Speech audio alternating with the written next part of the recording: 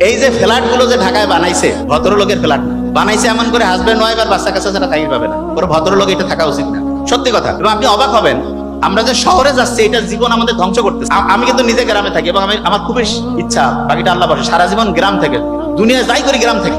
কি কারণে? গ্রামে থাকলে আপনি আপনার আব্বা আম্মা ভালো থাকলো, আপনার ছেলে মেয়ে ভালো থাকলো, পিওর এয়ার।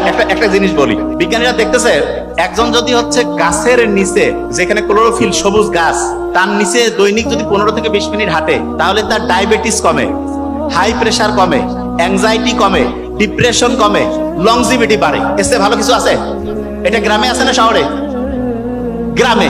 তাইলে আমাদের গ্রামে থাকাটা সবচেয়ে ভালো। হ্যাঁ, শহরগুলো যে থাকবে না তা না, কিন্তু শহরগুলো আস্তে আস্তে হয় গ্রামের মতো বানাইতে হবে, নাহলে লোক এমন ভাবে ট্রান্সফার করতে হবে যাতে সব জায়গায় একটা ব্যালেন্স থাকে। এটা এমনিতে লাইফ রিলেটেড করলাম, যে জায়গায় আমি ছিলাম সেখানে আসি। পড়া তাহলে মনে রাখার জন্য আমাদের ওই যে মনের মধ্যে কোনো শয়তানি